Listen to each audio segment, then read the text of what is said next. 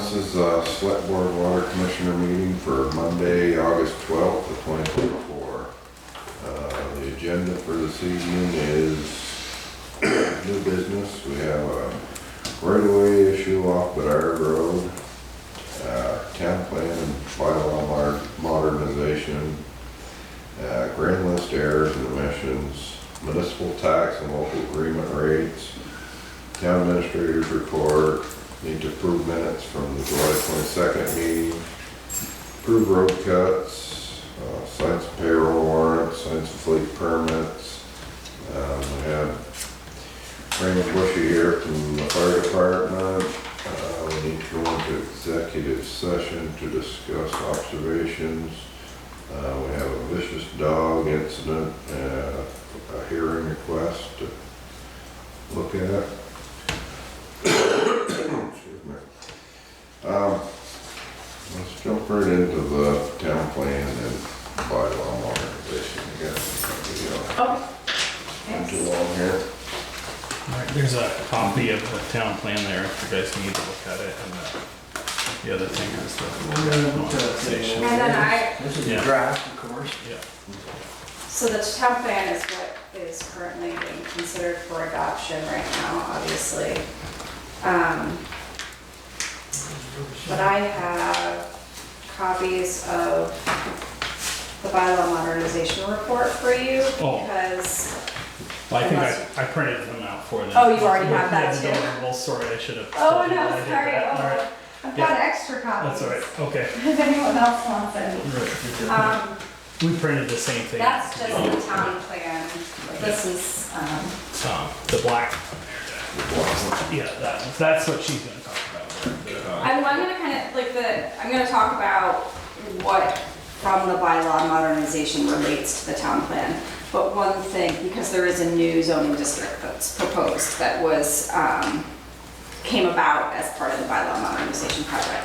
So one thing that is, this is a good map I'll refer to because it shows both the existing village district and the proposed village district. So it doesn't quite look like that in the plan or any of the other documents, so it's a good one to refer to. There you go. Proposed. It's proposed, yes. Who proposed it? So, okay. Obviously the planning commission has been working for over a year on updating the town plan, and they finished that. They consulted, the town consulted with Northwest Regional Planning for that. I think that it's a solid plan. Everything's should be updated in it, and we tried to improve the formatting a little bit by integrating some graphics and maps. So hopefully you're satisfied with that document, but certainly ahead of your hearing, you have the opportunity to make any changes you want to that. After your hearing, well, you can adopt it. So the other project that the Planning Commission has been working with NRPC on is this Housing Choice and Affordability in Northwest Vermont project. So this was another grant from the state of Vermont. It's a consortium grant, so the St. Albans town received the grant and 5 other communities participated in it. The Northwest Regional Planning Commission worked with each of those communities to really look at ways that the bylaws could be tweaked to better enable, I like to say actually, reduce barriers to housing development, understanding that right now we're in what many people are referring to as a housing crisis. There's generally a shortage and a mismatch in the types of units that are needed, and everything is really expensive, and beyond really the types of units that people need and can afford are not really on the market in the supply that's needed. So that project consists of just the front page of the bylaw modernization project, outlines all of the deliverables associated with that. We started with a very basic front and page back housing needs assessment. It sort of shows the some of the supply issues in terms of the types of units that are available, mostly single unit.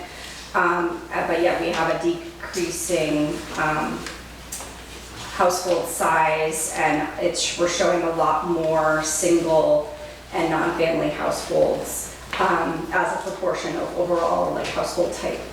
And so that's just showing us that, you know, different types of housing units are in demand. Smaller multi-unit type options are, you know, based on those household statistics, seems like they're in demand and then they're not as readily available. So one of the things that we're looking at with communities is ensuring that there's areas within their community, not everywhere necessarily, but areas within their community that have the regulations in place to allow for that small multi-unit infill development.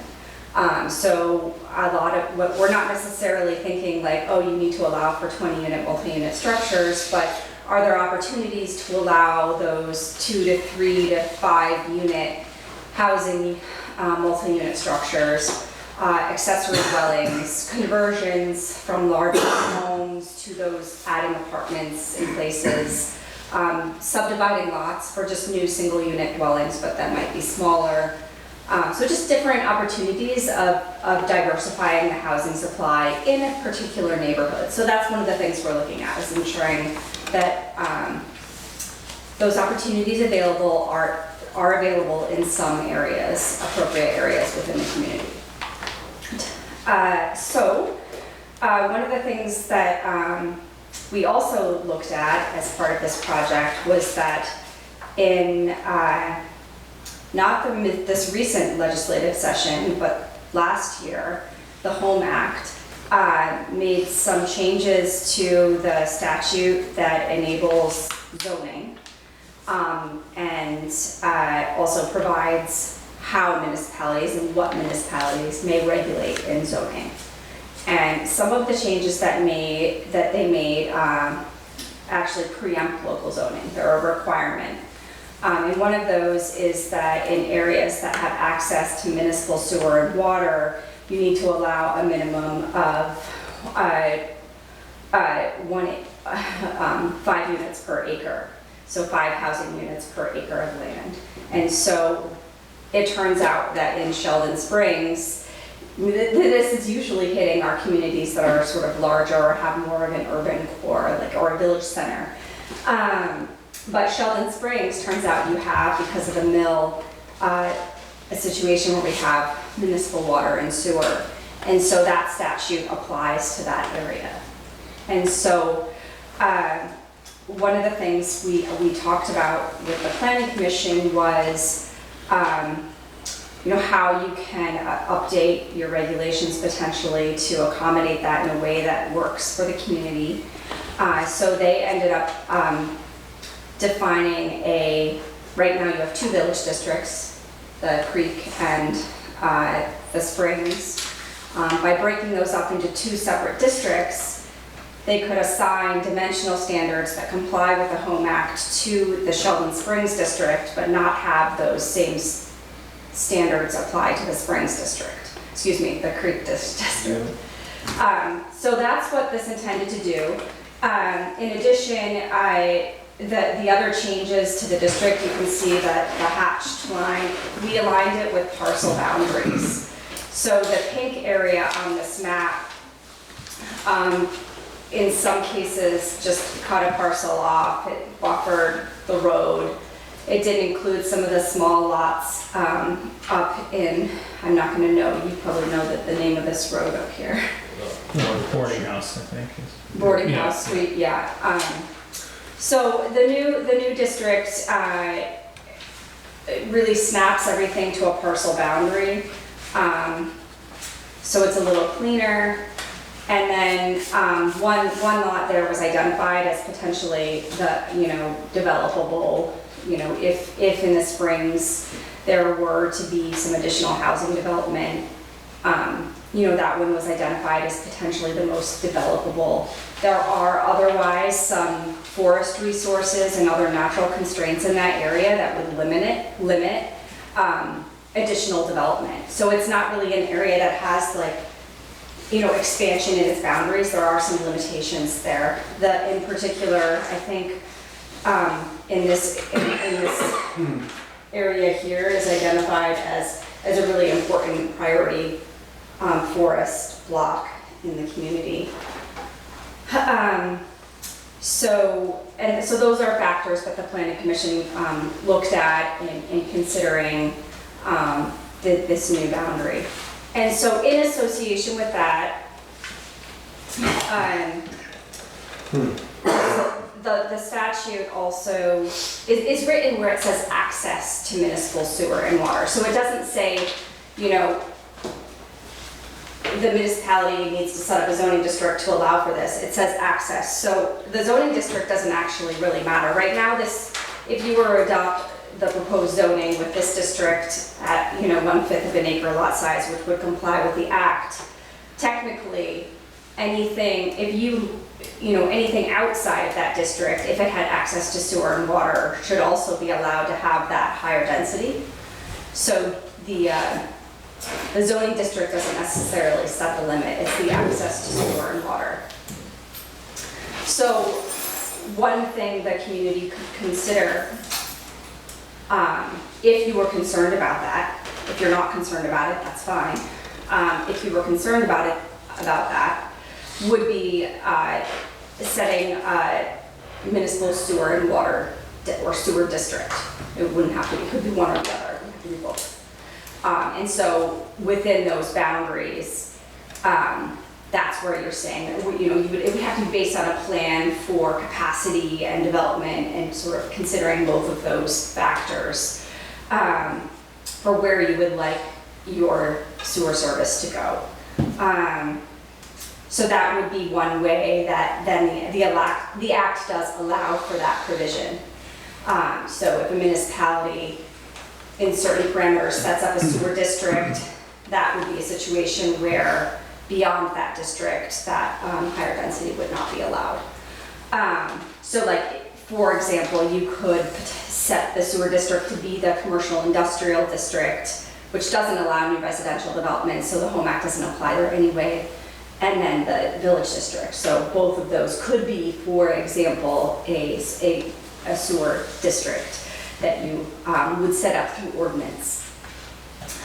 So I think I've come to the end of my spiel, and I'm happy to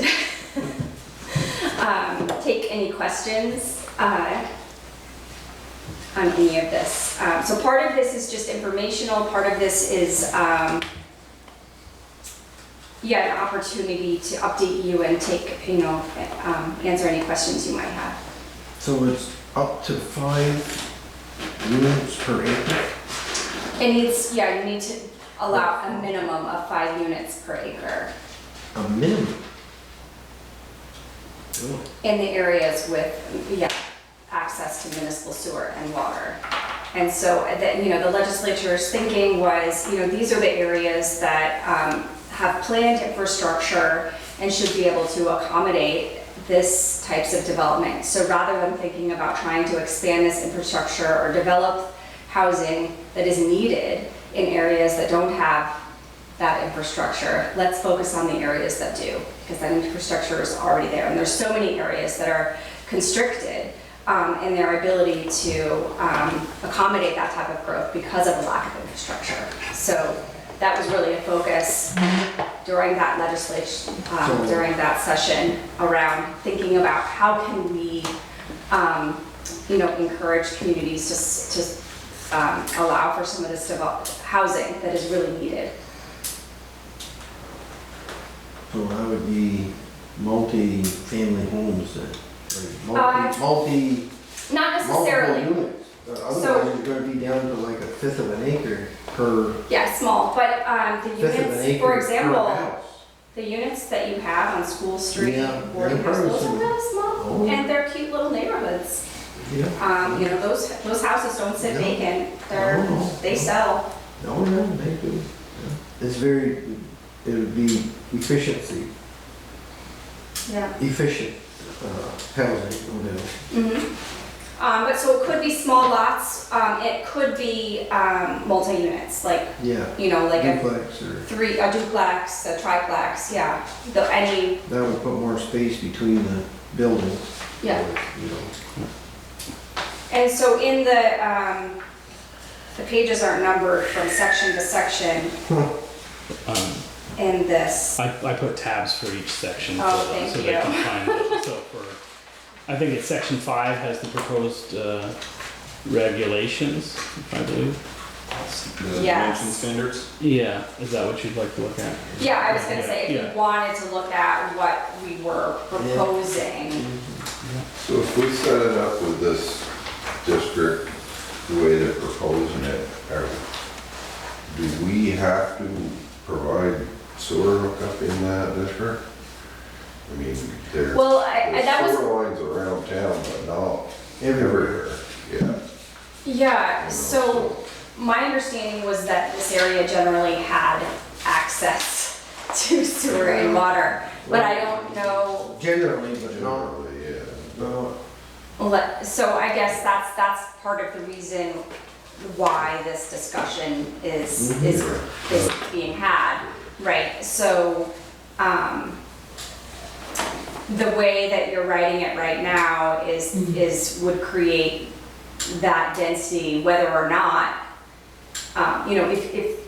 if the planning commission decided to propose these standards, bring them to you in a draft bylaw, all of the hatched area on the map that I handed you would have that Home Act compliant standard, whether or not we granted them sewer or water access.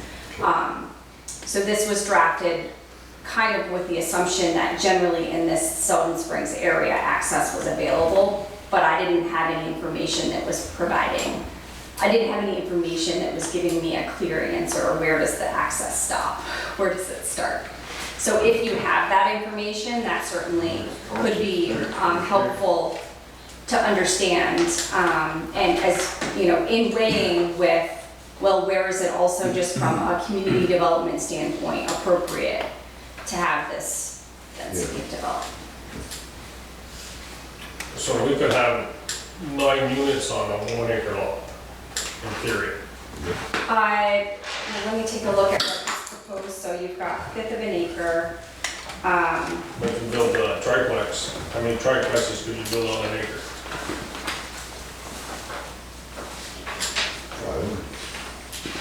Five.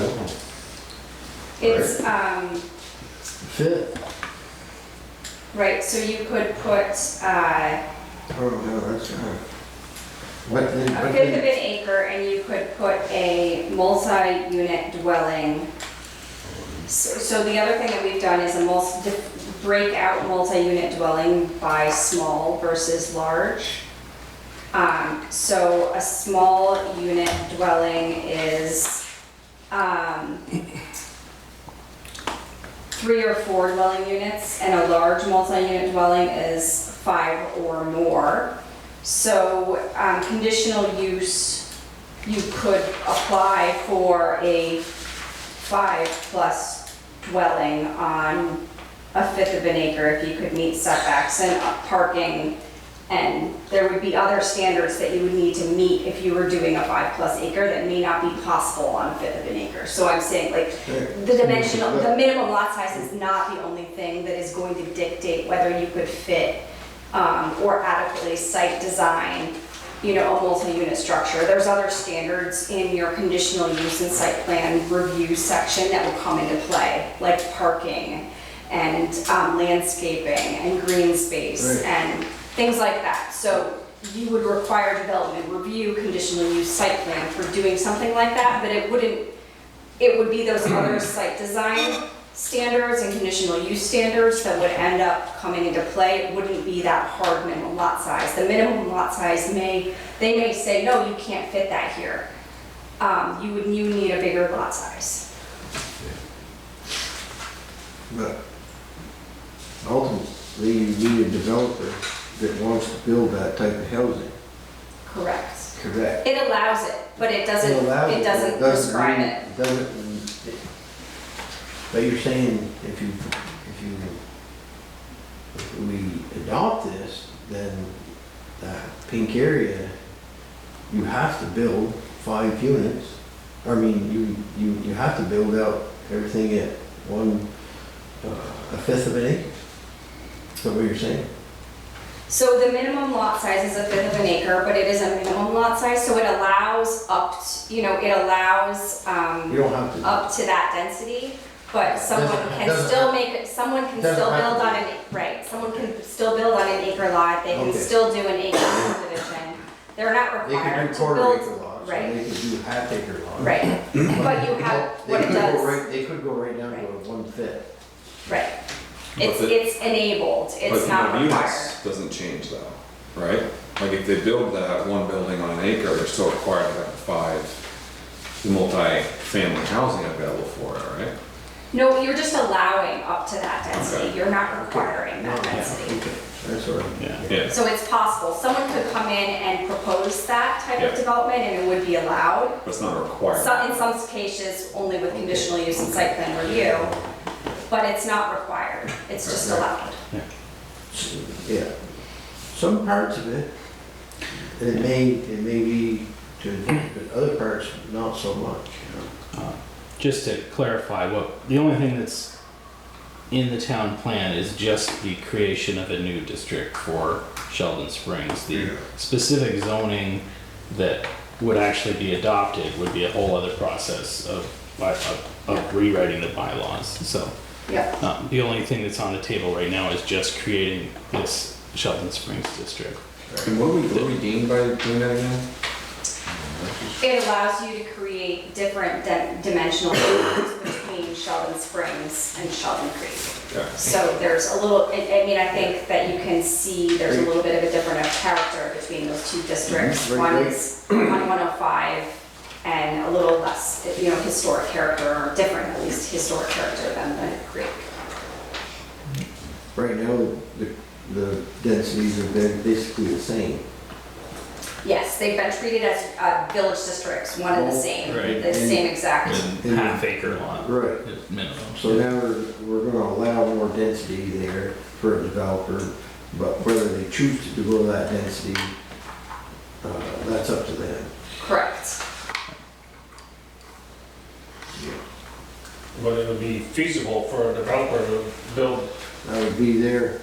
a triplex, because you build 3, that's on a 1 acre lot, you would have 9 units instead of 5 units. There may be a lot down there where that may work, you know, like, well, there's that already going on at the end of Borden Street, I'll bet. In that apartment building at the end of Borden Street, the density's pretty high right there. That's just 1 unit. Yeah, No, it's the same thing. there's 4 or 5 apartments in that, isn't there? Really? Right, well, if you built a modern building Yeah. like that, and, Yeah, each floor is, what's that? That's, each floor has a couple in it, that's, Right, so it's, you know. from my standpoint, from a fire protection standpoint, that's the most dangerous building we have in town. Yeah. You're right, right. So one just thing I would point out is that given that the statute does have that language where it says access to sewer and water, it could be beneficial, I think it would be beneficial to have a clear understanding of, what are the limits of your sewer and water access. Well, right now we have we used to, and I'm not quite sure what it is now, but we had a understanding of what the capacity was left at the plant. And last I knew it was around 30% left capacity, somewhere in Yeah, there. it's a little bit higher than that. It works for Yeah, you certainly everything. have, it seems like you have capacity, There's whether or not the lines or 35% infrastructure. 35% left, Yeah. say, Definitely. and then of course the other question is there the extending the lines out into these areas there. And there's been talk of that for years out into the Durkee Pot property there along Shawville Road. But you I mean, that was the discussion with the planning commission, was That's like, if there were to be expansion of growth in the Sheldon Springs Some- area, that was the one, really one opportunity, because of the other growth constraints around it. It's not, Sure. Sheldon Springs is not going to expand in land area beyond potentially that because of That's right. the constraints that are already there. Well, there's a few lots here along 105 there that Yeah. could get subdivided again there if they were you know, Yeah, certain people could. on the west side there. Yeah, right here going, yeah, you could, there could be subdivision in those lots that, you know, as the property sells. Yeah. And it would open the opportunity up to put more density along there. Yeah. There's already a sewer line there. So again, as Matt noted, the zoning is step two, and it's not something by saying, okay, well, you know, we agree with separating the two districts for the town plan, it makes sense and sort of helps us better address how we're gonna comply with the Home Act. You still have more time, and there's no, you know, real hard time constraint in terms of bringing your zoning into compliance. I mean, in general, you want to update your zoning to comply with the act, but the town plan is coming up. You know, the deadline where it expires is coming up, and so that is something that So I what- recommend. What is the timeline here on this? Oh, You're gonna ask me that, and I was like, oh no. When are we gonna expire? Yeah. Where is this? You know what, I have to look it up, look the exact expiration deadline, it's escapes me, Matt, do you? I'm not recalling exactly, I know that the soonest. I think it might be January. Yeah, I think that's right. I think it expires in January. There's a certain but there's a number. public hearing scheduled. Right, so we haven't scheduled it yet, it's up to you guys in terms of, we were holding off to do it because if you wanted to make any changes before the public hearing, we should do that, we have to do that more than 15 days before. It started going through this. So, right, so yeah, I noted a few factual errors I thought were in there, but nothing really dramatic, but anyway, so it has to be, if you want to make a change to the plan as they've submitted it to you, you have to make those changes more than 15 days ahead of the hearing. And I also need to warn the hearing at least 15 days ahead. So, if you guys want to take the opportunity to review it and come up with any changes you want to make, and then after that, once those changes are made, we can post a hearing as soon after that. But there is an ultimate deadline by which the whole process is supposed to get done, which I think is But if we yeah, shoot for making any changes next meeting, right.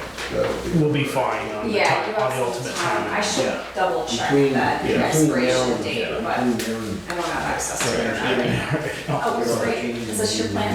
No, that's your bylaw. that's the bylaws, sorry. Does anybody have the existing plan? Because it'll say the adoption date right on the front. Alright, the current plan that's in Yeah. force right now, Yeah. I can get it for you, hold on.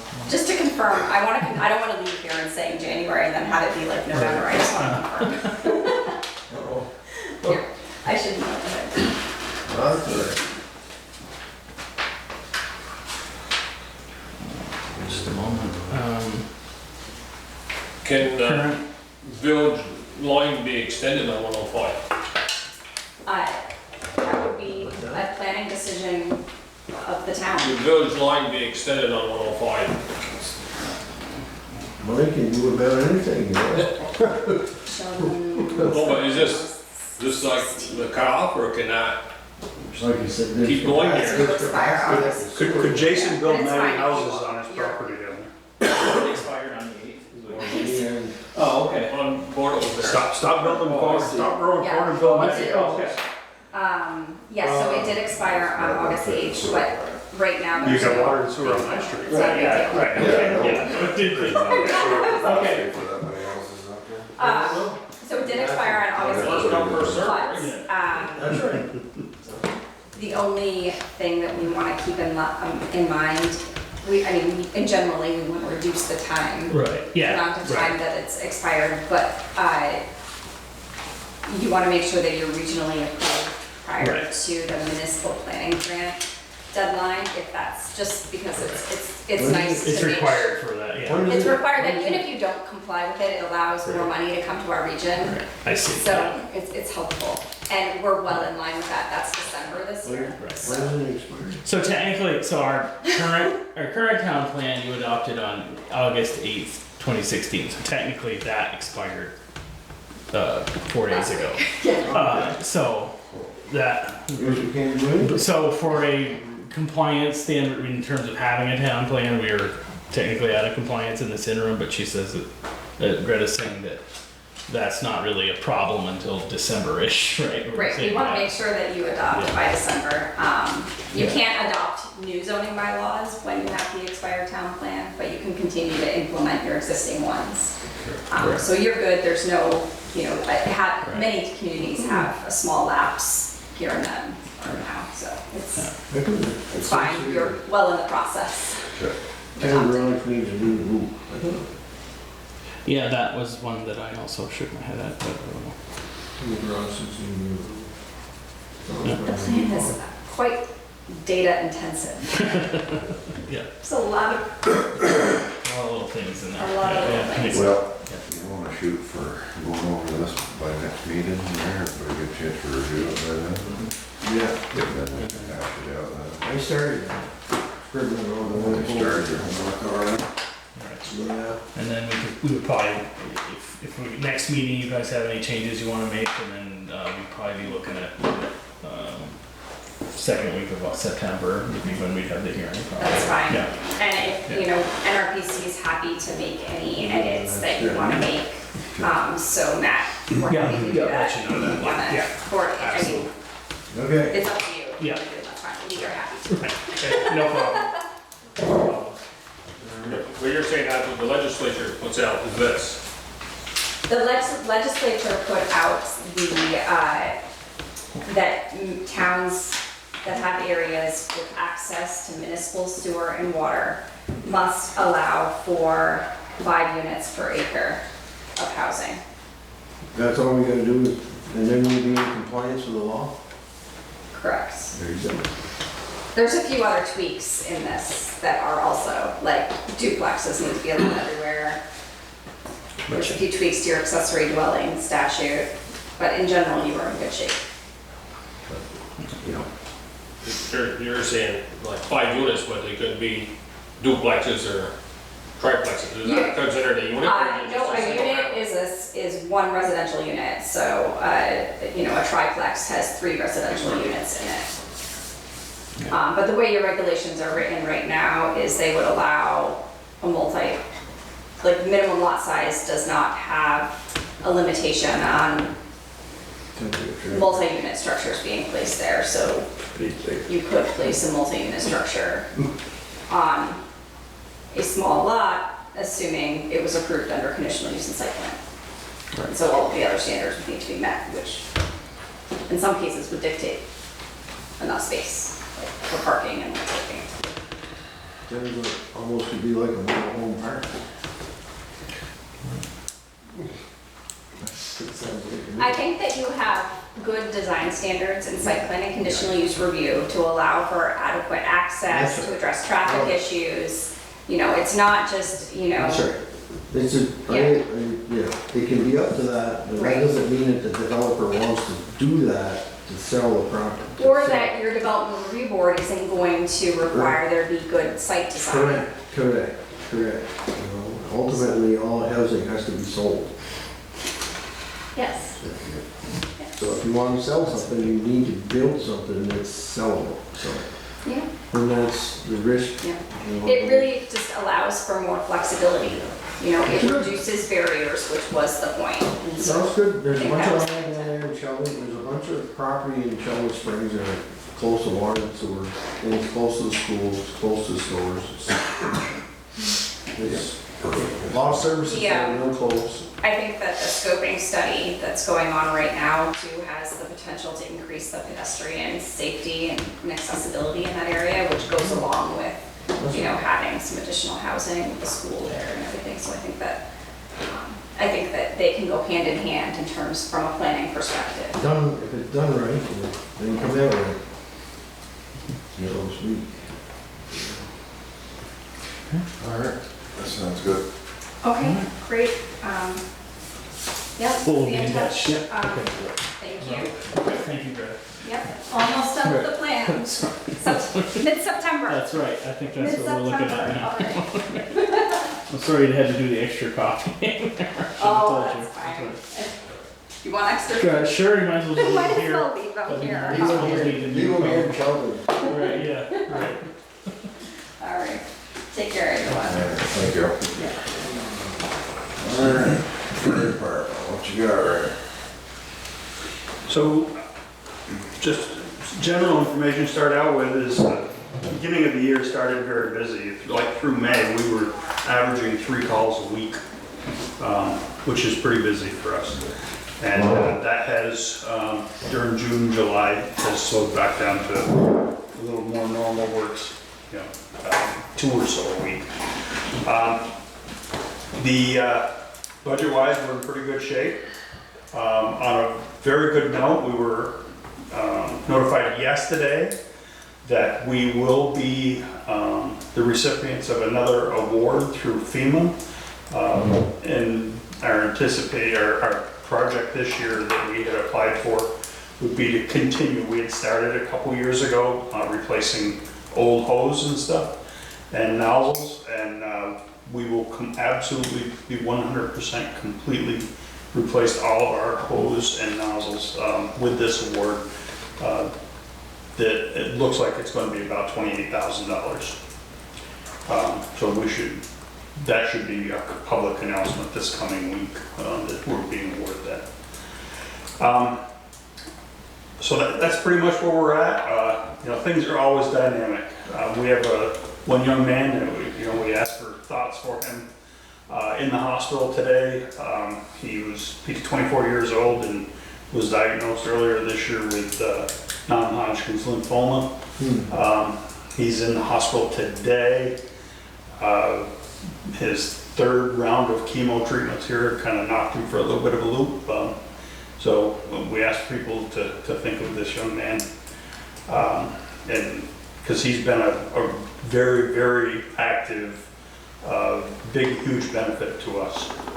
But you never know what tomorrow's going to bring, and so we're missing this individual. I personally have had a little bit of abdominal surgery, so I'm on a 10-pound lifting limit. So you never know what tomorrow's going to bring, which brings me to we're very fortunate to have 2 new town employees that have been, both of them for a while now, have been members of the fire department. Both of them have been very active members, and we're asking your support to allow them to respond to emergencies during their work day. It's certainly my thought, and those that I've shared with the chief and stuff, that they are continuing to work for the residents of Sheldon. And so that we know up front, that has in 2023 and 2024 has happened an average of about 2.5 times a month that there's a call during the work day. So we're asking that they be allowed to respond. We have members that work for Hannaford's and local contractors, and they let them go. And I would hate to think that we would take money out of people's pocket, out of their paycheck, while they're serving the same people that are paying our taxes anyways. So certainly that's our thought, is that they should continue to be paid while they would normally be on the clock. I don't envision any time when they would ever be paid after they would go off the clock from the town. I don't envision any time that they'd be ever on overtime working for the fire department. It might be. They could respond to a call and then still have to plow snow after and be on, So, but if they're on a fire call, they're not being paid because they weren't being paid by the town, let's say that, or they would be on straight time. So they should never be working for the fire department on overtime, is my thought. Yeah, but it may, I'm not opposed to any of this, what you're suggesting there, but I'm just saying, it could they could end up being overtime after they're done with the emergency. Because they still have, They may go back to work for the, as under the town supervision. well, Yeah. they'll, Because under the, when they're responding and working for the fire department, I envision they're under the fire department supervision. yeah, Yeah. but, you know, you're saying that their town wage is gonna go with them to the emergency, wherever, and then there's still this unplowed snow, so they gotta go back to that, and then they might be on overtime.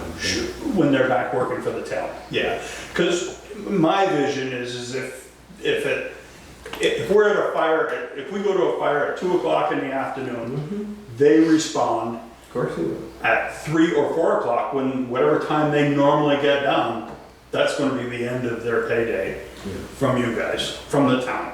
Yeah. That's the end of the obligation. That's right. They then are there just like the rest of us are, That's right. in our off-duty time, volunteering. Right. The one exception that I do think is fair is, and I actually have put together a draft proposal of some things to think about, is if we go to a fire at 2 o'clock in the morning and they're there, and at 6 o'clock we get done putting the hose back on the truck, they should be allowed to go home, get some breakfast, and in my thought, I thought, you know, up to, if they've spent at least 4 hours prior to the beginning of their normal workday, sometime during that day. Maybe it's not first thing in the morning, maybe it's in the afternoon, but they do get 4 hours off that day. Their workday gets shortened by 4 hours. But sometimes it snows, and that's a bigger public, that's as big a public safety thing as, you know, so there's kind of a, you know. So I have tried to be comprehensive in this, and once again, this is a draft, this is thoughts. But I think they're in there that, you know, common sense will prevail in that, you know. Sure, and I absolutely agree with you, but someday none of us are gonna be sitting here. That's right. Right, but, you know, And if it ever snows, it doesn't, when it does snow again, right, absolutely, and there's, I think it's easy if I just go right through this real quickly and just. sure, it's a good idea. So right at the top, I'm saying that everybody, so that everybody knows, because some people don't know this, the fire department is not an entity of the town of Sheldon. No, it isn't. It is a separate corporation. So Fair Labor Standards Act, if somebody is a, you know, legal scholar, that does not apply here. Because the fire department is not an entity of the fire department, so. Fair Labor Standards has a very clear line that you can't volunteer for your employer. That's right. So they're not. Once, the next line says that this policy in no way promotes or deters employees to become or maintain membership in the fire department. So I don't want somebody to feel pressured when they read this policy that they should be. Yeah. And if somebody wants to quit the fire department, I don't want it to be the town employment that, when there is a fire emergency, they should be able to respond. Be permitted to leave during the work days, respond to fire and rescue calls during the employee's regular hours without a loss of pay, vacation time, or sick leave. If an employee has been engaged in a rescue service by the fire department for more than 4 hours prior to the regularly scheduled hours, they'd be permitted 4 hours off for scheduled work. At no time will that employee be paid overtime or earn comp time. So I don't want them to, they can't say, I'm gonna bank that and use that next Friday. They can't do that, it would be used right then immediately. And once again, that's available, the immediate supervisor on that one would have to say on that. Because he may have something, or they may have something scheduled. And I say immediate super because Matt could join the fire department tomorrow. This could pertain to Matt. It could pertain to whoever the next town clerk is. Town employees should return to work as soon as released by the fire department and commander. Right. Because we do have times where we stand by and protect a tower line that's down that could be in danger. if there's somebody else to do that, and they should go home. Or go back to work, right? That's right. Absolutely. It is also understood the town of Sheldon, employees cannot leave their responsibilities to the town of Sheldon. In the event they're required, an employee is recalled for overtime, so they've been called in to, I don't know, cut a tree out of the road or work on a sewer line or something.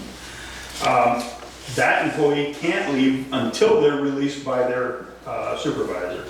So in other words, the job's done. Yeah, they're back where. And then I think the very last line, the employee must always ask themselves, where am I of the most value to the residents of the taxpayers of the town of Sheldon?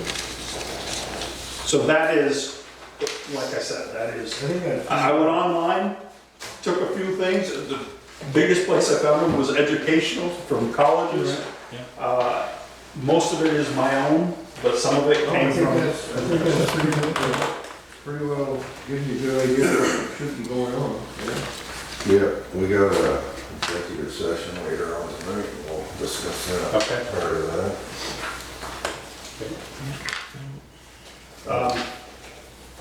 Other than that, I think they're telling us that the fire truck is still toward the end of the first quarter of next year, which is where we had originally projected it would be. So I think our timing there and our planning was pretty appropriate, pretty correct. Yeah, and life goes on. We have picked up, fortunately, a few new young members. We got to get them some training and stuff, but when you look around the town of St. Albans, the city of St. Albans, Georgia, Fairfax, Underhill, Cambridge have all hired some full-time people. Having these guys available to highway department Makes it, will that'll help. supplement us enough so that at this time, that's not something we're here projecting to you guys that we have to do. So. Yeah. All right, well, that sounds good. Would you like me here for the executive session or don't? That's just us, so. But we've got your notes, and so we'll discuss it later, and Okay. If I may, Raymond, the only other thing I think we have discussed before was there are situations like we had with the tree that was down here where the fire department and the highway crew both responded to the same situation, and that's another thing we'll have to define if, where, again, in keeping with that last sentence, where am I the most value to the residents, So we'll have to come up with a decision tree on how that. from the guy that responds there with the chainsaw Right. and looks at that giant tree, Right. if one of those guys comes with a payload and he's making overtime, that's a much better thing for me. Right. And Yeah. So, And the reality is actually some of that, Right. the 2.5 or 2.6 a month calls, some of those are those calls Right. where they are on duty and we're truly doing it's not necessarily a fire emergency, Right, it but is it's Public safety. public safety. And they're more appropriate in a loader or a dump truck with their equipment. yeah, it's all common sense stuff and everything, so. All right. Thank you. Sounds good. On to the next here. What's the right-of-way issue? well, I thought Steve Trombley was going to be here, but apparently he's not here. If I can, so Steve has a number of lots he owns on that private road that goes off of Bedard Road. He has a right-of-way off of Pine Hill Drive also, that his, I forgot the neighbor's name, it's like it's the, where's the other person that was named on the Jarvis? I think that's who Jarvis. is the other person who owns the property where the right-of-way is. They'd like to purchase back the right-of-way from Steve, and he is willing to, he doesn't want it anymore, except that if he's concerned about that private road, if there are more than 4 units on it, the town says that you have to bring it up to town highway standards, and he, kind of wanted to know what what that meant for him as the person who owns the road, like how much, I think he's basically saying, how much is it gonna cost me to upgrade the road versus what am I gaining by selling this right away? Because if I can keep the right of way and that means I don't have to improve the road, does that mean I'm gonna be better off? He wants to sell the right of way, but he doesn't want to take on a financial burden of having to improve the road up to town highway standards. And I see that there's some mention of them in the zoning bylaws, but I couldn't find I don't know where that's written down personally, so but as I understand it, it's, you know, it's a 50-foot right of way and it's got 16 feet of travel way. It's clearly defined, it's the state's, right? Yeah. So what Is it that? 3A standard, whatever it is Yeah. now, because the state updates that standard from time to time, and Okay. we've adopted it a couple of times. Yeah. Right. I think his major concern was that somebody told him that it was gonna have to be paved if it was for Yes. 4 houses. And Well, that's what he was concerned about, was if I have to. We've had this discussion. Right. a bunch of times. It just has to be brought up to the road standards. In order for the town to take it over, it would have to be paved. Right. For us to consider taking it over, it would need to be paved. Okay. But if he's gonna keep it as an association drive or whatever, it just needs to be built to the proper standards to hold, traffic. right. And then it's his responsibility to keep it, or whoever. Right. The other landowners possibly, if Landowners yeah. or the homeowners association or whoever ends up with it all, but, Right. the thing with the pavement is only if he's trying to get the town to Take it over now. possibly take it over at the end. Which I don't think is what he wants to do right now. And I just said the reason why it has to be brought up to town standards is in case there's a dispute in the future, or, well, A, for the fire safety to get there, right, yeah. Access for Right. anything that needs to go in there. It's not a private driveway, it's for private. It's a private road, but it's a road. Okay, well, There's 4 houses in there. I can't remember if there are or not, but he still has this right of way in the back, so I guess he could theoretically have that be his driveway for 2 of the houses, and he wouldn't need to. I don't know. This is the issue he has. He's like, I don't want to give up this right of way if it means that I have to pave this road, for example. So that's what he's mostly worried about. And I said, I don't think you have to pave it. You just have to bring it up to standards. So, but he wanted to hear it from you, I guess.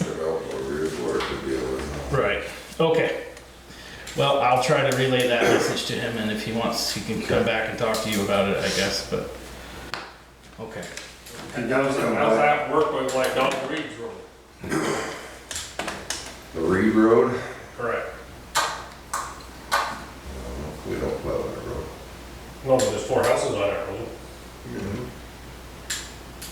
But it's only the road goes by, I wasn't involved in any of that, I don't know. Must have went through some other boards, no? At some point in time. I think they consider that, well, I know when Jessica was talking about building down there past Donald, and she wanted to know about getting water down there, I think the shared road goes to the last house before Donald's, and then all that winding down through the Donald's is all just his private drive. I don't know, I wasn't involved in that. I don't know if there's an association up there, or everyone's got a right of way, obviously. Like, you know, where you live, the developer did not wanna deal with the road, so they brought it up and paved it, and the town took it over, so. And, you know, if Steve Trombley's the is the owner of the. Okay, so if Steve wants to come in and discuss this with the board, tell him to bring in a map. Yeah, And I okay, can't, okay. you know, it'd be nice if Oh, sorry, I could have brought it out to show you, because I. well, if we had a map, it might be easier to discuss with him, Okay, that's all. Yeah. But no, it's not necessary that you pave the road, it's just typically the developer doesn't want to build the road after they, in a planned development. No, this is the road that's right before Before the White House. Before Gadwell's old place, the white. Correct, yeah. Yeah, that goes to the left. Snake's correct, Point, yeah. It goes up a dead end and then. As soon as you pull on the road, there's that big white with the pillars. There's a road there on the left now that goes right before it. Yeah. Yeah, it kind of snakes around up there. Eventually, He there's built that, probably built the house that way, you can see it from the road. On 105, you can see it there. So to get from that onto our road.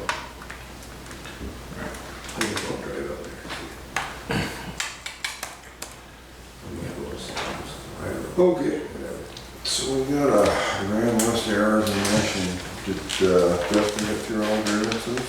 as far, yeah, Good. that seems to have been resolved. We went up, we did look up at one property up on the Patterson Road, where, they built I think that they ended up building a separate structure that has the same septic as the one that they had before, and they seemed to think that that meant that it was not a detached house, but, that's not the same, anyway, Justin noticed something else that was wrong with the property, so there was a slight adjustment in how it had been assessed, so. Anyway, that was the one grievance that I was aware of. As you'll see here, there's an error and omission about, it's a personal property, issue, but it's a pretty minor adjustment. This is the The hydro, I believe, yeah. error and omission for parcel ID PPT 00653, Missisquoi LLC, with a change from 2,100 to $1,221. This was changed due to a recorded value change that was not reflected on the 2024 grand list. Since this is a real value change after the 2024 grand list has been lodged, it requires approval from the select board. I made the changes to the 2024 grand list prior to your approval and prior to the 2024 tax rate being set, so the rate will be as accurate as possible. Okay, so that's a personal property one. Correct, yeah, right, yeah, so. So take a motion to accept this error of omission.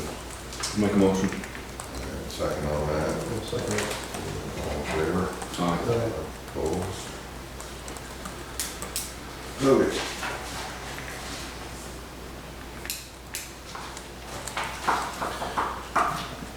So that adjustment, as Justin noted, that adjustment has been taken into account when that tax rate Okay. form you're looking at was calculated.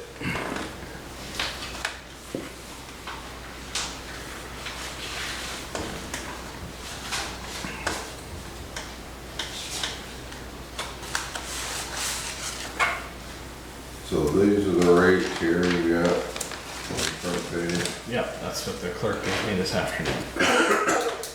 So we're looking at a municipal rate of 0.5229. 5229. 52 cents and then the local agreement is 0.0025.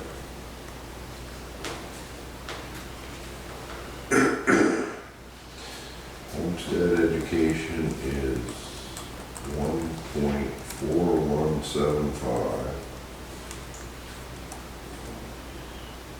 Non-homestead education is 1.8417.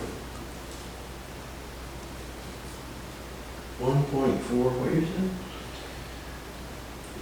1.8417. For non-homestead. is the non-homestead. It's a no. Homestead was 1.4175. And then, say that last one again. 1.8. 8417. Wow. Wow. Non-residential is 40 cents more. So the Grand West, the municipal rate of 0.5229, calculated on the Grand West of 2,663,548. Amount to be raised would be 1,392,769.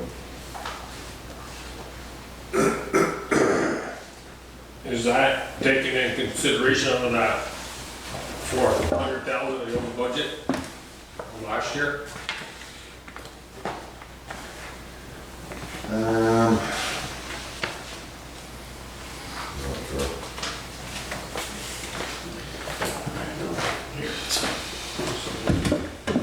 Page 12. This is the rates, the historic rates, you guys will see those.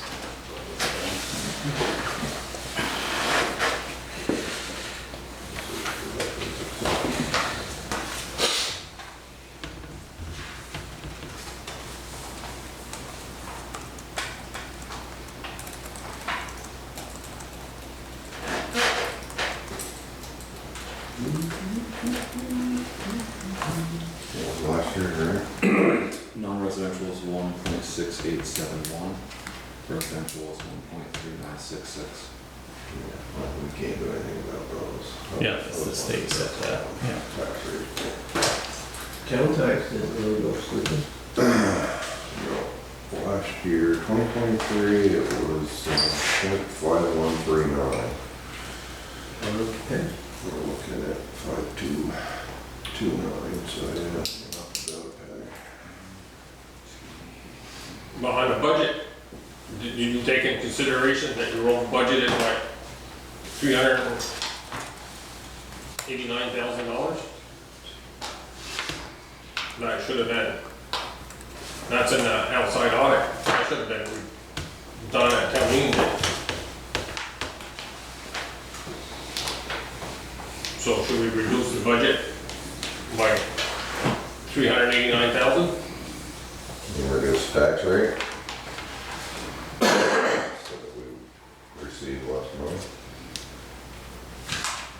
We should have that money at hand. We started off the year with $1.974 million. We must have some left over.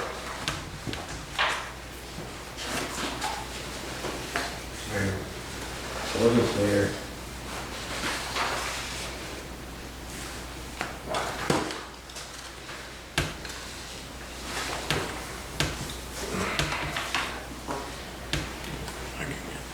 What was that?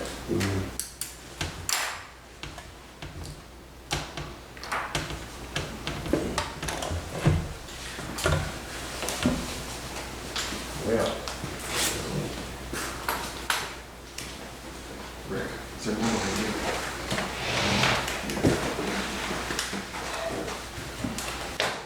Nope. 22. Oh, I figured you were figuring it. You're good. huh? Oh, you were getting to the bottom of this. Oh, I wasn't in the budget meeting. Or back in the day. Back in the day. Yeah. Okay.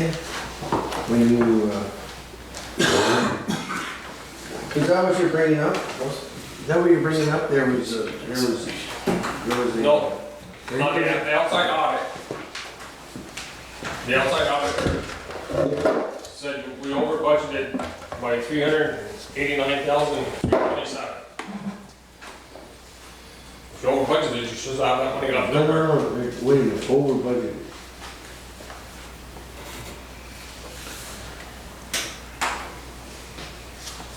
Says the general fund actual expenses are over budgeted by 389,327. So to me, you still should have that in hand, so that should come off in this year's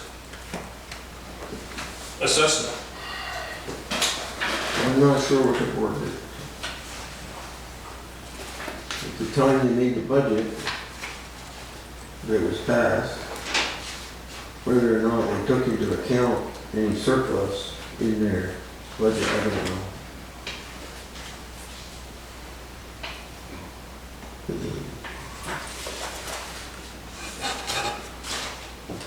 Did we collect all that money? You tell me, when you, at the end of the year, you still have 1,974,587.46 in the checkbook. No, that was, yeah, That's what it says on this report. okay. But Then check the next line, it says due to other funds. Has that, 1,237,907. has that been paid out? That's still on that checkbook, that's why that number was so high in the general fund checking. If you take that out, you're down to, what? 7,000? 700,000?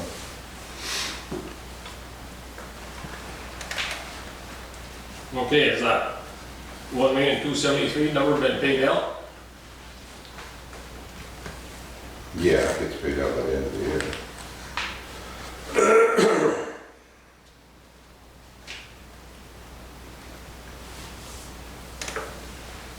so that money, talking about money going into different funds, right? Yeah. Correct. And then there's a due to.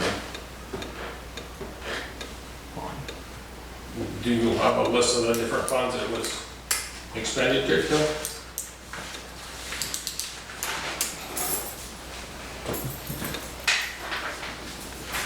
We had that discussion with some of that money and grant money that the fire department got to. It's that ARPA funds money that's still in your checking account. It's all that ARPA fund money ended up It was moved to the checks and the moved to the checking account because it didn't have to be specified for certain projects, so. And at that time, what was the balance on that? It was It was probably 600,000 or something like that, if I remember. But that's what's in that account. The first of the year was that 5-something, correct? According to that report, it is. Yep. So they added more to it? Who added more to what? No. When you say, Where did you say that? you say they added more to us, like, well, who are you saying did that? For so many you guys, you're the ones in charge of the funds. We understand that I don't have a checkbook on me right now, but I can like check at will for this, like, how do we get the same reporting that you do on this? Right. But you're saying there was. I'm saying that when every time you're like, what's in the checkbook, what's this, I don't have a checkbook right now.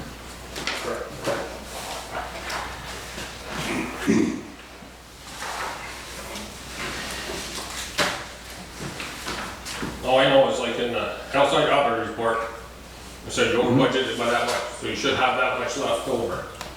So you should be able to use that much against this Right. year's taxes. The question that I'm thinking of is the auditor taking into account the CARES Act money that got shifted over to the general fund, that's what we're asking about. That I can't answer for you on the spot, I can't answer that either. but it's, you know, you have to, No, I get if you no don't budget for CARES money and also make it transfer to your account, like, yeah, and you're asking, oh, now that we have that surplus, do we get a tax break because that surplus exists? Correct. The question that I have to check on is that money has to be spent a certain way, I believe. It had to do, And I know that initially we had talked about infrastructure projects. right. So that was like the Mill Street stuff. We had the culvert on Hill Road, right? Yeah. So like initially there was like, you know, that money had to be spent a certain way for your town's infrastructure. So we're like, okay, here's what we're planning on doing. That's extra to pay for those projects that we aren't budgeting for normally. Like we didn't say, hey, it's time to upgrade Mill Street, we'll budget for that and add this to the, you know what I mean? So I'm saying we gotta check on that to make sure that's what we think happened. We wanna make sure that before we speak on it, that's actually what happened. So we'll have to put an inquiry in, I guess, to the town clerk, if everyone agrees, about the money, the funds that were transferred over from the CARES Act that we had earmarked for infrastructure projects. Is that the 300,000 that they're saying over budget? Because obviously, for over $250,000 just magically show up when we happen to get the CARES money at the same time, that kind of makes no sense. So let's just make sure that we don't, because I don't think that, from my knowledge, they gave us the CARES Act money and said you got to do a tax break to your base. But we have to double check on making sure that we're in compliance with receiving that money and how we spend it. That's what I'm getting at. Does that make sense? And how does the outside auditor get that money? How do they get that money? Or how do they get this number out of that report? That's what I have to check on is, did that amount from the CARES money match the general fund overage? Because I don't think that's in that report right there. In their report? No, I'm saying, Or the account report? the one that they're saying, hey, you guys over budgeted, because we're saying we think that amount matches the CARES Act money that was transferred into the general fund. We need to check on that to verify. You should understand the outside audit report, you're doing good. Well, I mean, like, we have what makes, Right. Occam's razor, like, this is what makes the most sense. Probably the easiest explanation, so we have to kind of like verify that.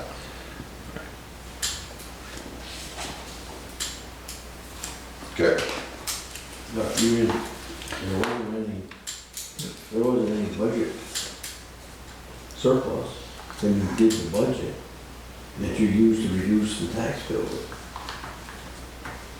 Oh, last year. Right. Some years we have it, but you did not have, so this money that Brian's talking about is more likely this CARES money. Yep. Whether or not. More than likely, but it's gonna More, verify. whether or not the auditor didn't classify it as that. Right, because if it shows up in the general fund, then when was it transferred and that sort of thing, it's all aligned. Should that be in a separate account? We had it in a separate account and initially said, keep it in a separate account. And then over time it was transferred. I see. But it's still in the account, but it shows in the account, in the book. It's not transferred into the general fund. Right. I may have misspoken saying general fund, but it was transferred into the account when we had two accounts for the CARES Act separate from town monies. But the auditors are gonna see that surplus. They're gonna see it as surplus. But the money that's in the account for the thing is the same money that was in it the previous year. So there's no money added to it, according to the book. Again, we're gonna have to put an inquiry in with our treasurer and make sure, see if the numbers match, because I suspect that's most logically what happened. We're gonna send it next week.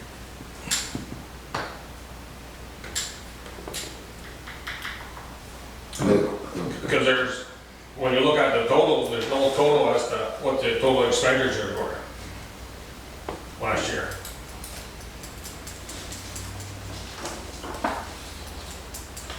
Totally, what the town spent last year? Correct. You can look in the book, there's no total to what was spent. Well, that's a funny fee of the month software program that spits out these numbers. But we know the total of the budget. I know what you're talking about, Ryan. I don't like the layout of the book either, but that's, every book in the state of Vermont looks just like this one. But last year it was totaled out. Okay. We'll see if we can get that, how to get that back on. Sure got total expenses there, because you had the Collected expenditures. They're there by department, correct? They're there by department. By department, they're there. The highway department has their total expenditures. Town clerk has their total expenditures. The fire department has their total expenditures. But the total expenditures. But at the end of the book, there's no total. So you'd have to go home through and add it yourself. That's not that convenient. All right. What's your pleasure on this tax rate here? But I feel that that budget should have been lowered by that number. Not if it's the CARES money, because we can't, To see what's eligible to be Right. used What for. Right. according to the audit, it's not, it just says you over budgeted that much. But the audit's not the people that gave us that much money, someone's gonna take their word for it, the people that gave us the money, if it's the CARES money, right?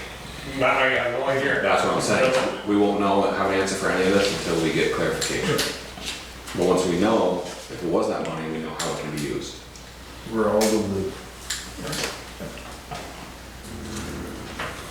were all the bills in on On the infrastructure projects? the? Yeah. No, because we're still discussing Mill Street and how to go about that and what, how big that, project looked and.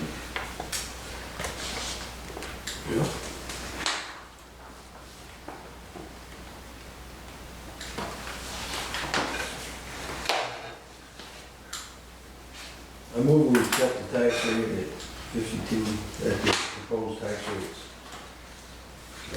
Such as it is. I'll second on that. Second. All in favor? Aye. Opposed? Alright. We'll get back to Brian there on the, Here's money, how some of we this, can use some it. of this confusion there, if there is, if it's, I wasn't here at the budget, but I would say that the board considered the numbers at the time, and they can't be a lot much different today.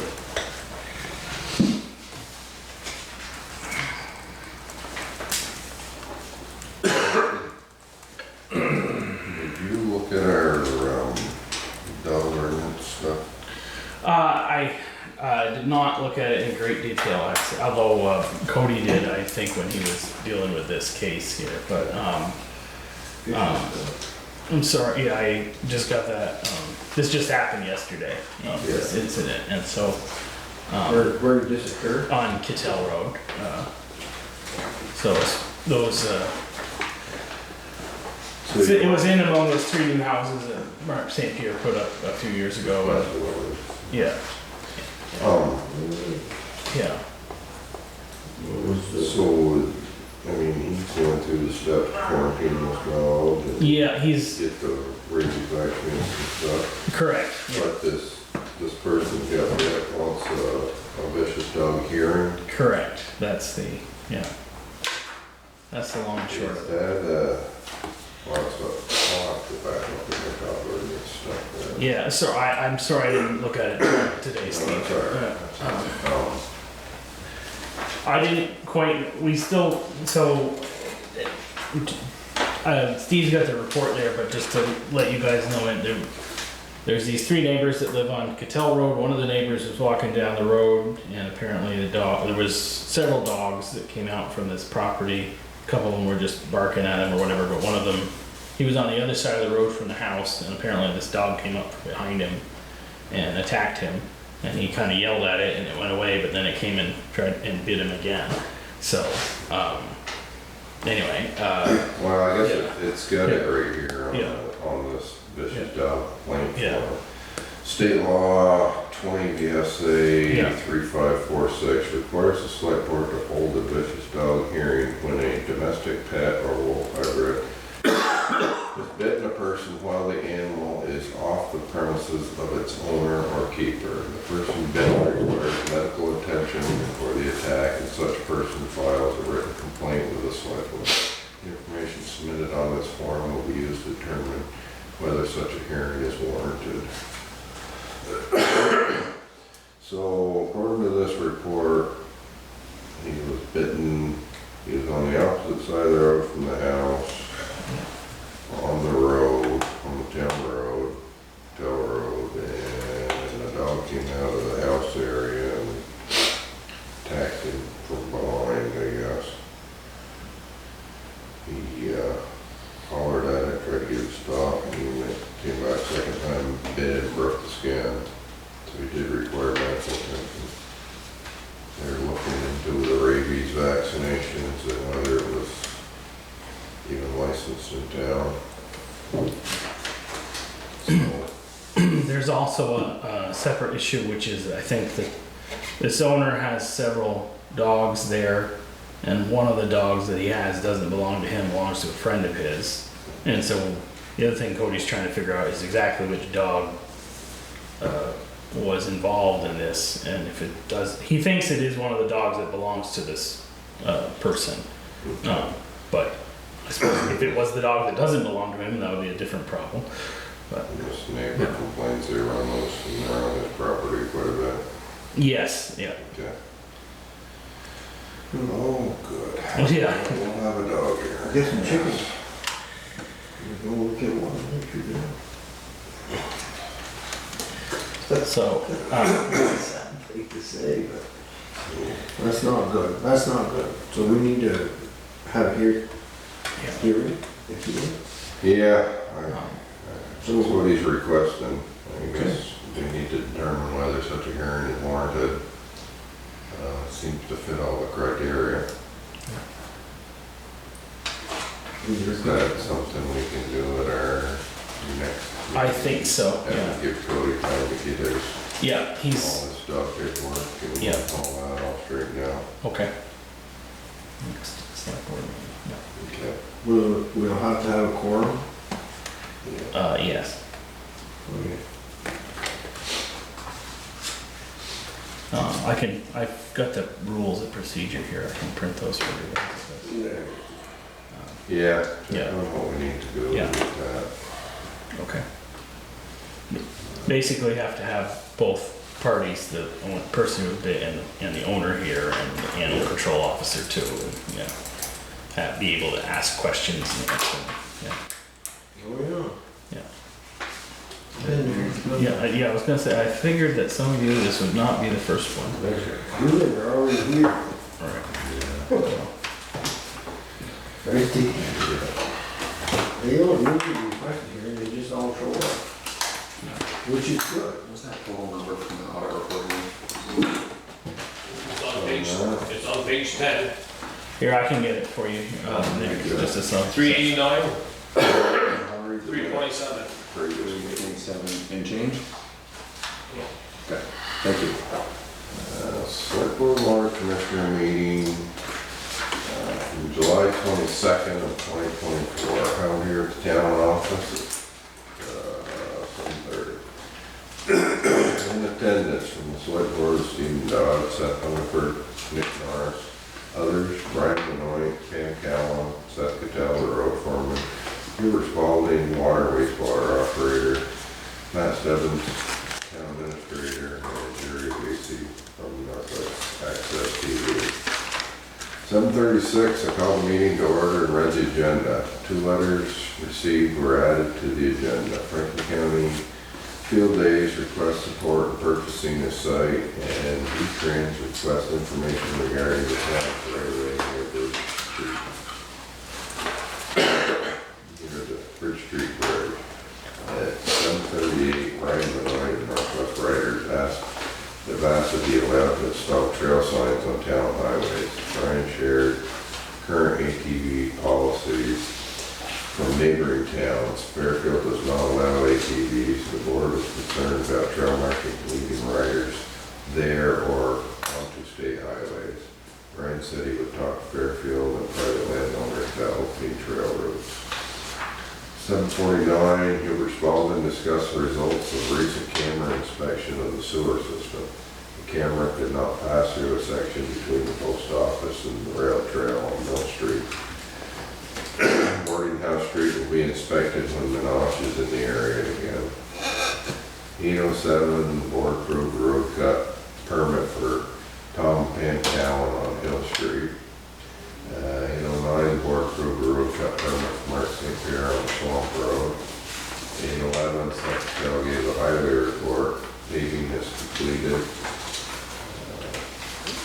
841, the board took up a quote received from Fair Fencing to remove and reinstall fencing at the Grist Mill Park as part of the repaving project. Seth made a motion, seconded by Nick, to approve the quoted amount of $1,500, and the motion carried. 843, the board took up a letter from V-Trans asking what right away the town was planning near the Bridge Street Bridge. Matt Rock, copies of highway surveys from the town records for the board to review. He will request a 3 rock width on the east side of the bridge and a 3.5 rock width on the west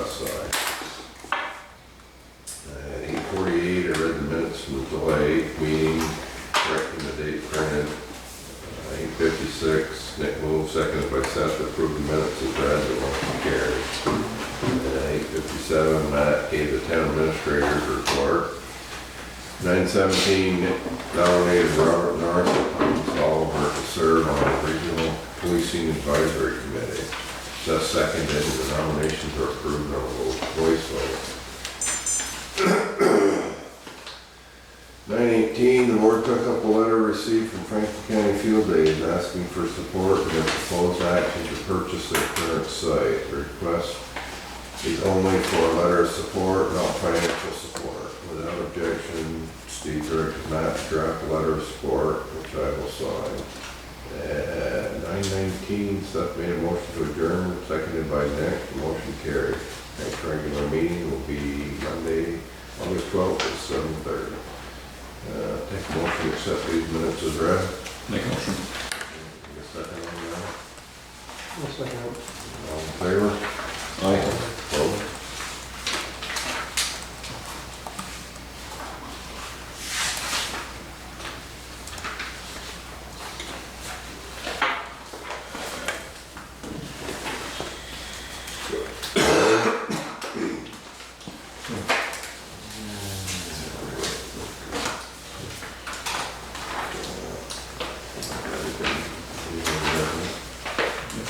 So, I'm gonna make it to you. Okay.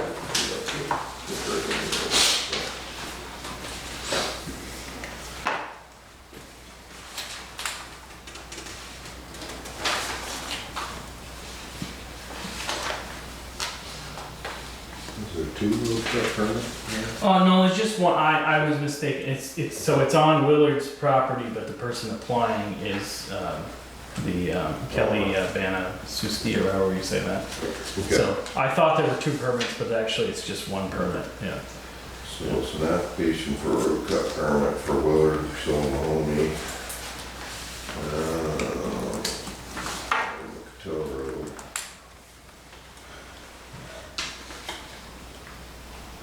No comments by the zoning administrator. It's access to a shed, garage, storage. Road foreman says culverts needed, 20-foot, 18-inch diameter.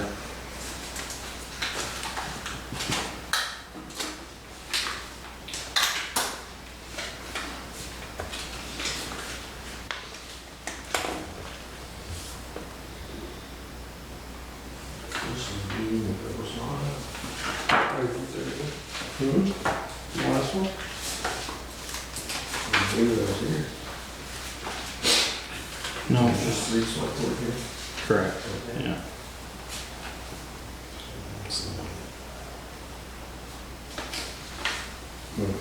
You do your report? or- Sure, I can, I was gone last week, as you guys know, but, the new hire started last week finally. That took a long time getting test results. I'm not sure exactly what happened there, but there was no problem with them. I didn't talk directly with Seth, but I texted with him while I was on vacation. He said it seemed to be working out fine. They got a lot of work done, so, yeah. Yeah, and so Seth's gone this week, so I didn't get over there, but I figure I'll stop in and see what they're up to later this week. The town clerk did have a question regarding what vacation and sick pay agreement we had come to with each of these employees in terms of what we were giving them to start, because she needs to calculate that. And I don't remember we making any arrangement with regard to sick pay, but anyway, if we can discuss that in executive session maybe. Okay. Just to let you, this is kind of old news I'd forgotten to tell you guys about, but so you had appointed me to be on the Northwest Fiberworks board. CUD. Yeah, the CUD. So they've actually asked me to be on their executive board. So yeah, I guess so. Just means I go to more meetings. That's all. So So they need somebody else. They needed some, basically, I think they needed someone, they needed someone who was, Field promotion. I think they needed someone who was available so they would have a quorum when they had these executive meetings, so they happen during the day on Wednesdays, so it's not a big deal for me to take 15 minutes out of the day to see what they're doing with that, but, they are moving forward with actually building something, fairly soon, I think, with that. One thing we should review, is, the roadside mowing, whether we want,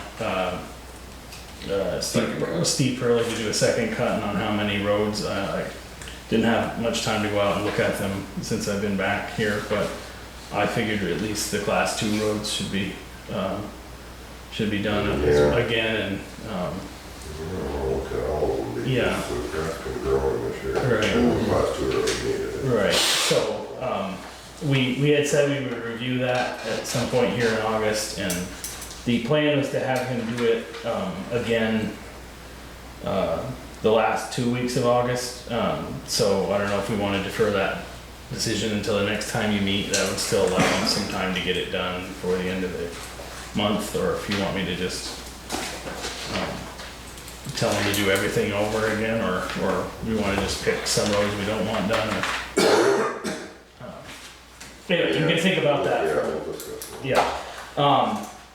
One thing that did come up was that somebody let me know that the fellow who we had contracted with to mow the ball field stopped doing that a while ago. And Yeah. I Hunter's hours, he mowed the ball field. So I had Seth go down and check it out. I said, if it doesn't mow, go mow it. And I called him, but the guy didn't call me back. So They won't again this last. yeah. So I just thought that we should just continue doing that. And so Right. just fine with that now. Yeah. Full staff. Right. So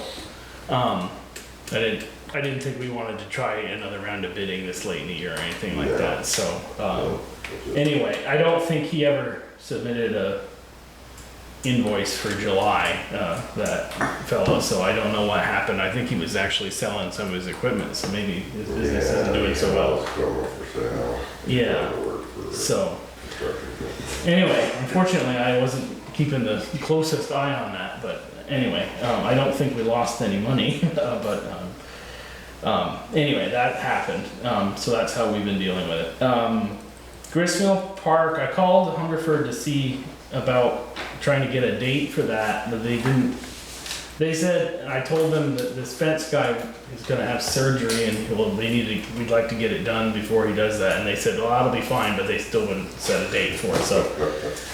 Anyway, I called him and said, well, when September gets here, you come and take the fence down and we'll see how soon they pave it, anyway, we have a plan going there. As you guys hopefully saw, I got an email from the sheriff last week while I was gone, contemplating some sort of regional, policing solution. I'm not sure if, that's maybe something we wanna talk about or if I should, seems like Enosburg indicated that they might be interested in that, so. Maybe I will have a further conversation with John and the other, someone from Richford to see what their thoughts are on that. Yeah. The only, as I said, you mentioned that grievances seem to go through without any further incident. Justin and I he's already planning to do some inspections in October, so we've got of the new houses that have been done and things like that, so we got those scheduled. I haven't called anybody about them yet, but he and I have scheduled the time to do that, so we've got a plan to do that. He seems to be settling in good. Yeah, I think so. Yeah, I think especially now that this grand list is over with, he's seeing some things that can be improved, I think. Finding a few things here and there that may not have been quite right the way that they were done before, so. Yeah. Again, Danielle with the zoning, she's been actually fairly busy since she got started. We've had people in. I wasn't here last week, obviously, but every other week I've been in here. There've been 2 or 3 people in to see her about something or other. I think the planning commission is going to meet tomorrow, if I'm not mistaken. So I'll let them know what our plans are with the town plan hearing. And I think there will be a development review board hearing in 2 weeks from now. I can't remember which property they're looking at, but it's one of the ones out there on the zoning board.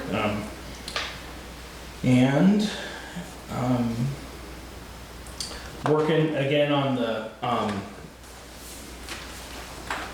well, again, this will be in addition to the policy review, the personnel policy review. We can add this into the whole review of how we're doing comp time and the vacation issue we can discuss in executive and other things. So, yeah, I think that's enough for right now for me. Okay. Are we good with asking or not doing an inquiry with town clerk about the ARPA fund? Oh, yeah.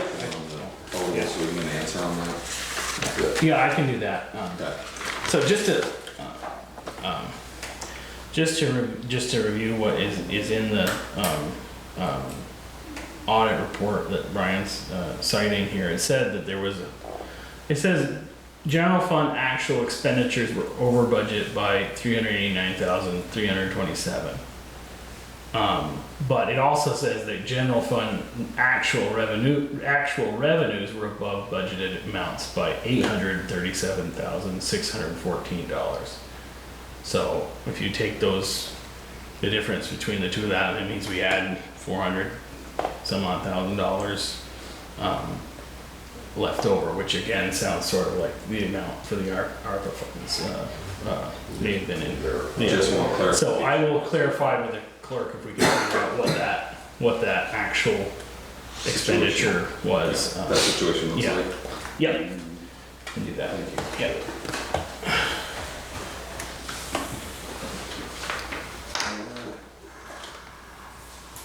Anything else we need to discuss? I got a question. Yeah. What's the ruling on the town clerk now, What's the ruling on the town clerk? being non-resident? We told her that because she was in the job before she moved out of town, that she can work out her term. But she isn't eligible to rerun because she's not a town resident. Is that in the state statutes, or is that just what we're saying? That's just what we've decided. Do we have to follow the state statutes? Is there a state statute that says that she can't do it? Well, my presumption is to be a town clerk, you have to live in the town. Right, but if we're saying So state she was a town resident when she was elected. Right. Right, but now she's moved down, so how does that follow the same? Saying, is there anything in the statute saying that she can or can't? Now that she's moved. I tried to call there, but they're busy with their election, so you can't get anyone. Well, you can look up state statute, it's not hard to do. Pertaining to that. Let me see. I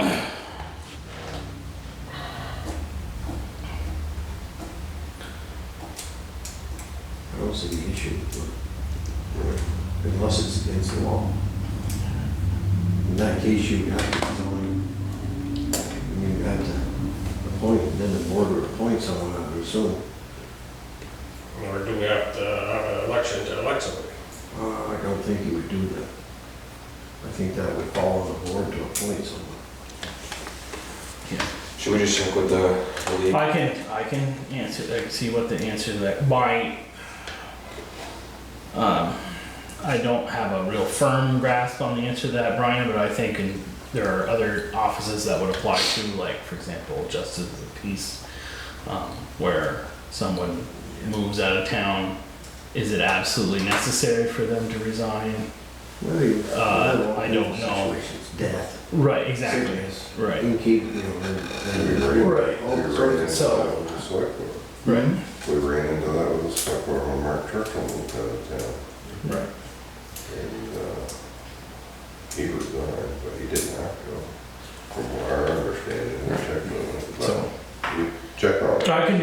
Yeah, I was hoping for a quick answer, but going through this, I don't have a quick answer. Yeah. Look at Yeah. statute. We'll get an answer on that as well. We'll have a new town clerk in March, Yep. I would guess. If anybody wants to work, right, Ryan? You got that right. I would, Yeah. yeah, I think, that- and then, of course, ask, I'm sorry, Matt. Yeah. Ask specifically about subsection 961. Okay, okay. literally, nowadays, the boards, the boards around the state, or some of the boards around the state are not elected clerks. They're actually hiring a clerk. It's not an elected position in Fairfax, I don't believe anymore. There's a few towns that are going. But that has to be voted on. That's right, that, you know, that's a question too. But when you're handling the amount of money the town's handling, you go on popular vote from somebody in town, or you go with someone that's qualified to do the job. That's where you gotta look at it. You got initials after your name, you're qualified. Yeah, I mean, Whether you can do it or not, you got initials. yeah, we all got initials. All right. I will take the motion, we'll go into executive session, and then when we exit, we will adjourn for the evening. I'll make a motion that we enter executive session and then adjourn our regular meeting when we exit executive session. The second on that, No, second. all in favor?